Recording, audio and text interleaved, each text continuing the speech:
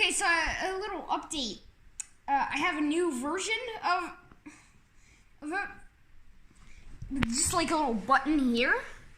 It says next, and so you can see. I'm trying to figure out a way to actually fit this list in the screen. There's like an animation for how this Beadsort algorithm works.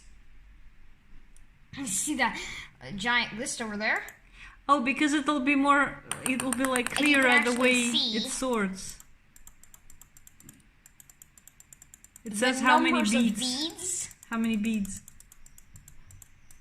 When it gets to the bottom, that list disappears. My goal is to, in the third version, actually animate that. But look, next, and you can see actually how it's like step by step works.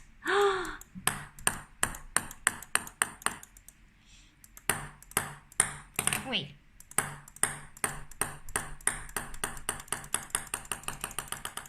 And how did you implement this?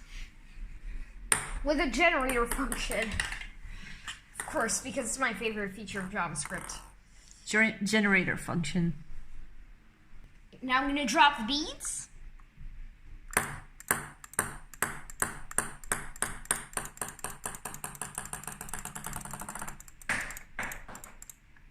For the way I had a little bouncing ping pong ball there, in case you didn't notice. That was a sound effect. So look at this. Let's actually prove that this sorting algorithm now works with this visualization. Let's actually just go through it and keep track of this. Look, I'm going to hit next. And you can see the top value. What's that? 0. Huh. And then next, and then the next value will be 1. Next, and then the next value will be 2. And then the next one is 3, 4, 5, 6, 7, 8, 9, 10, 11. And how many steps did it require to sort it completely? How many times did you click the mouse? Well, you can 35? No. 36, right? Because Oh, seriously? It is? The number of rows is the number of steps it requires? That's not the complexity of the algorithm, because every click of the mouse is actually multiple steps of the algorithm. So oh, okay. It's actually one, not just one step, one comparison, but it's actually one look over the whole thing, which is bigger than one comparison. So one thing the first thing I'm going to show you is how this visualization actually helps a little bit. I'm going to animate it later. That will make it help even more understanding the algorithm. So you can see this is our window, right? And then I'm just going to initialize our numbers. It's like reading from that list as it goes. And when it reaches the bottom of the screen, the list will disappear. Well, look at this. When I click next, what's the top value? 0. Huh. And then when I click next, the next value will be 1. And then the next value will be 2, 3, 4, 5, 6, 7, 8, 9, 10, 11, 12. And you can see it's kind of going down. And this is why it actually takes that many steps to actually go down, to actually sort it, because then that's how many steps it takes for the beats to kind of like ripple down the whole thing. So now I can actually prove that this algorithm will work. You mean if you look at the numbers? By looking at these numbers here. Because you didn't just add them for fun, right? They help you study the algorithm, so to speak. If I look at this row here, this column actually, the very last one, it has everywhere there's a bead in it, except for one place. In fact, that's this place here. Where the 0 is. So we'll check the bottom, and there's nothing to ripple down. And then I'll check the next one. There's nothing to ripple down. And so on. And I'll check this. There's nothing to ripple down. I'll check this pair. There is something to ripple down. Great. Let me exchange those spots. Which means that there's now a bead here, but no bead there. And then, once there's a bead there and no bead there, we'll exchange those spots. And then there's a bead there and no bead there. And so we'll exchange those spots. So that spot where there's no bead will just rise to the top. Since that's the same as for every other column, then there will be no beads in the top row after the first step. Sure enough, that's true. We can do a similar argument, which is if you don't care about the top row, and you don't care about the rightmost column, the remaining bit, you can see that there's no bead there, except for here. But because we've already slid down there, that bead will stay. Which means that the next step of the algorithm, there'll be one bead in that row. Sure enough, that's true. We use the same argument, likewise, to find out that at the end of the next step, there will be 2 beads in the next row, 3 beads in the next one, 4 in the next one, 5. So that's why we have that behavior. Okay. So are you gonna tell me about the generator function, what it actually did? So generator function, we can actually, like as a bonus, we can actually like put the syntax of the generator function in this video, like. But you can just show it in the code. Little JS thing. Little JS bonus. What I want to do is I want to open up my sketchbook. So normal function is just written with function.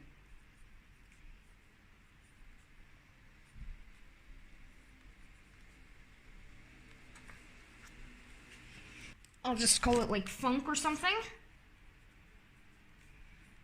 Maybe it has some arguments in between parentheses, and then open curly bracket, and then some code goes in here, close curly bracket. It might have a return somewhere in that code.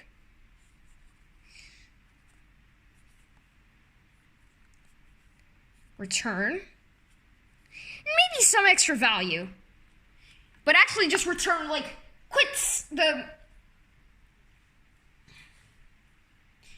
Actually, just quits the function, and then also gives you back what that value is.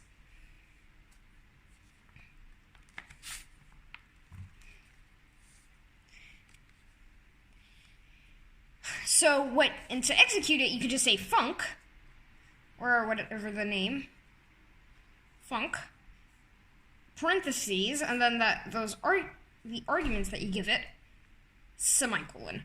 Maybe you can actually just put this in a variable or use that as an argument to another function.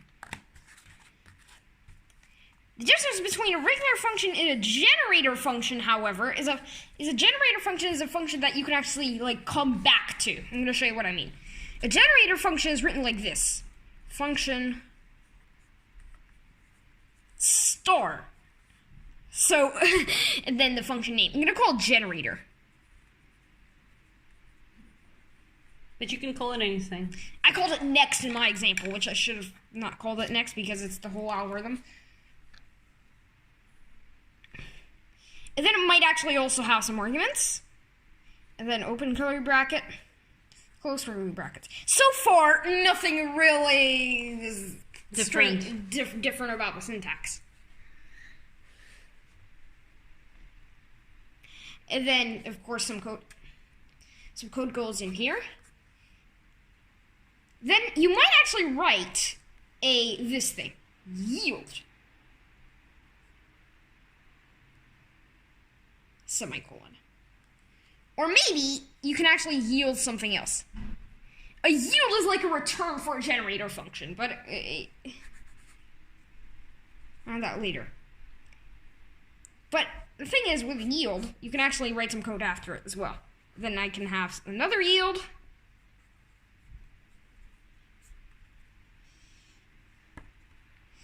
And I could have another piece of code and another yield.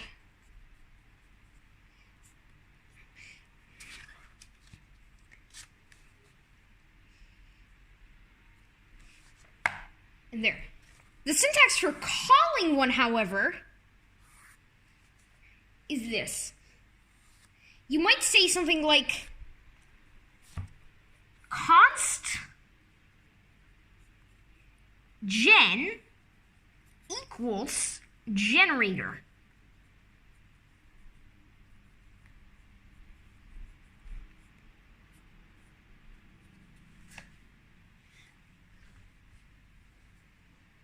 With some arguments. It will always return, and it will always, and then what that function will give you back is actually an instance of the generator class.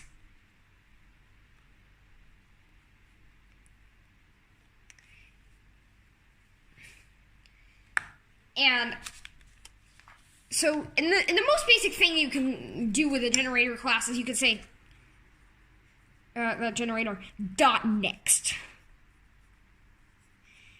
The point is, when you call this function here, it doesn't actually execute this code yet.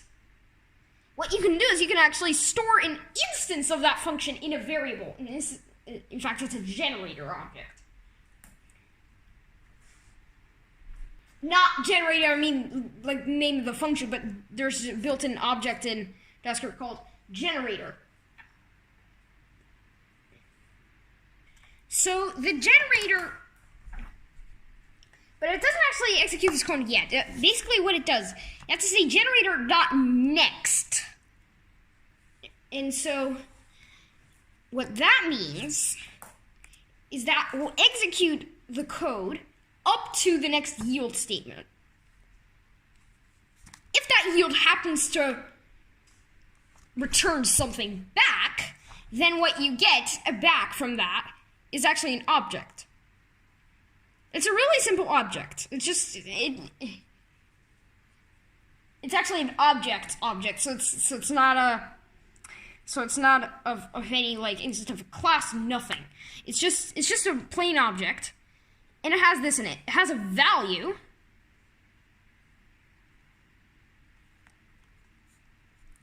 And it also has a key called done. This value basically is what's here. What's this yield is. This done, however, is so this done, like, you can actually take this next function and call it multiple times, and I'll just execute all this code. And basically what it does is it will actually, when it's done, so it'll return the last yield, and then then after that, it'll just call it quits, and it'll just say done. This is a boolean, by the way. So if it's not done, if it actually executes some code, then it's false. And if it doesn't execute any code, it's just reached the end, then the value will be undefined and done will be true. Okay, I think that it will be better to explain this with an example. Okay, so how do I make an example? For example, let's take a example of function. You're gonna make a function star. Actually, I don't want to tie this to this like sketch. I want to just open up Node. Gonna get CMD so that I can run Node. So just using a Node program. So function start. I'm gonna call this generator powers, and it will take an argument. I'm gonna call it like K or something. Open curly bracket. What I want to do in this function is I'm gonna have to say, not have to say, but I'm gonna say let I equals 1. Now, I'm gonna actually put something in here that you might not expect. While true. You might think this will actually result in an infinite loop, so, but it wouldn't. As long as I put a yield in there, it'll actually just execute one cycle of that loop. So yield I. And then I could just do something to I, like I equals I times k. And then I could close that while loop and close that generator function. And now I think what I can do is I can just say const p2 for powers of 2 equals powers. And I can execute that generator function 2. That'll actually give me a generator object. So if I look at powers now, that's a function, p2, I mean. Seems like it's an empty object, but it's actually a generator object. What I can now do is I can say p2.next, which will of course execute that code right there. So let's actually step through this. Let I equals 1. And then this will just mean loop forever. Yield I. Okay, that means stop, and it will give you back I. So it should actually give me 1. And it does. As I said, it gives you an object. So there's just some additional meta information here, like whether it's done. I'm going to say next again. It will multiply I by k. In this case, I pass in 2. So it's going to multiply by 2. Then, because this is a loop, it's going to yield I get. So now I should get 2. There we go, I got 2. And then you could do another cycle, of the loop. 4, 8, 16, 32, and so on. I could just do this as long as I like. And you can see all of the powers of 2. This isn't really the best example because it will never finish because I have an infinite loop in there. But what I can do is I can it will never be done. I can just make another generator function like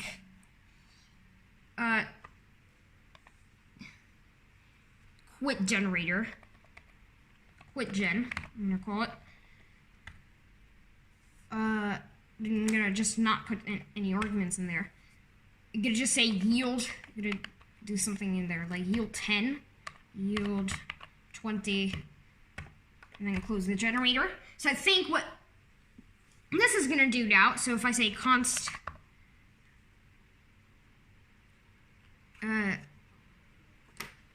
quit. No, I don't want to call it quit because there might be something. I'm gonna just call it q equals quit generator, and I could just say q.next to give me next. You can see 10, and you can see 20, and you can see so you can see it's done with the generator, right? Because once it's done, it's got 10, and then it's gotten 20. And then it was done because there's no yield statement after that. So we'll just call there's no yield statement. We'll set the value to just undefined, and I'll say it's done. So you can see the done variable is now true. All right. So this is a pretty long explanation of generator functions. So you can see what it actually did in my Beadsort code. You can see in my Beadsort code I have a generator function called next.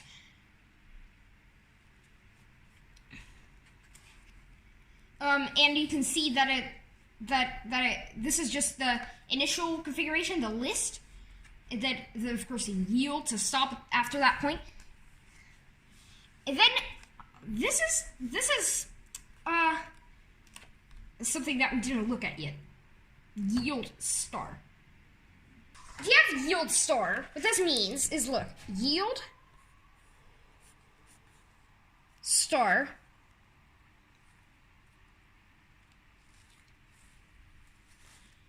and then just another generator, like generator something. What does this mean? This means that just put that code in there. Put whatever code is in there, including the yield statements. So just yield everything that other thing yields. So yield star draw beads, that will just execute this code, including up to the next yield statement. And then the next time I call next, we'll put it to the next yield statement. And then, of course, this is some extra code about actually doing the bead sort. So this is actually a different example here that I actually have another generator function that actually just draws the abacus and everything. So this is a update on my Beadsort application, plus an overly long explanation of generator functions. So, goodbye, I guess. Well, you'll have a follow-up. You're not done yet, right? Yeah, I'm gonna animate it in the next